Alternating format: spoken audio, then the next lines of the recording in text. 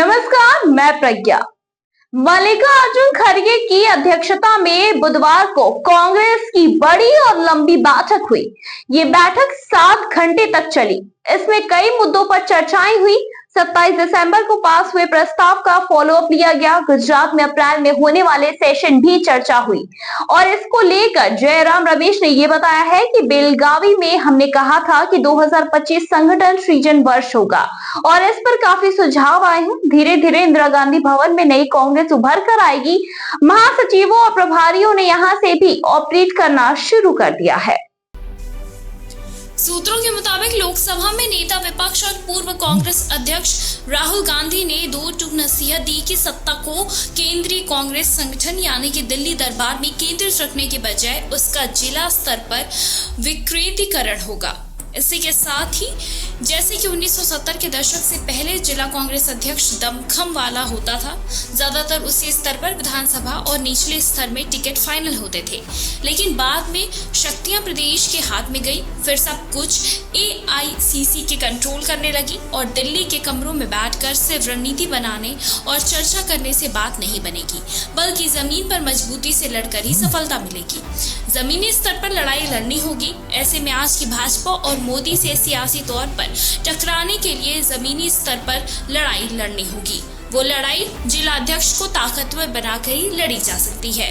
इसी के साथ ही बताते चले कि सूत्रों के मुताबिक प्रियंका गांधी ने कहा है कि सियासत में आज काफी ज्यादा वक्त लड़ने का यही तरीका है। ये काम आनन फानन में नहीं होगा, लेकिन इस दिशा में सही तरह कदम बढ़ाएंगे तो एक वक्त के बाद सफलता हमें जरूर मिलेगी। ये कैसे किया जाए, इसके लिए जल्द ही एक सब ग्रुप गठन किया जाएगा जो कि 15 दिन के भीतर अपनी रिपोर्ट कांग्रेस अध्यक्ष को देगा।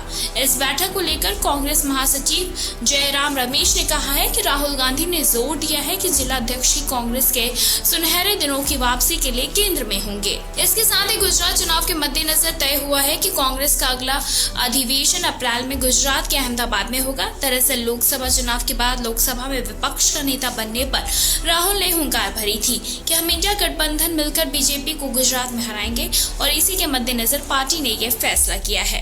इस बैठक के आखिरी पड़ाव में विशेष तौर पर भारत जोड़ो यात्रा के संयोजक रहे दिग्विजय सिंह को बुलाया गया। उन्होंने प्रेजेंटेशन देकर बताया कि पूर्व PM मनमोहन सिंह के चलते टली संविधान बचाओ यात्रा अब 14 अप्रैल यानी कि बाबा साहब के जन्मदिन से शुरू होकर अगले साल 30 जनवरी तक चलेगी।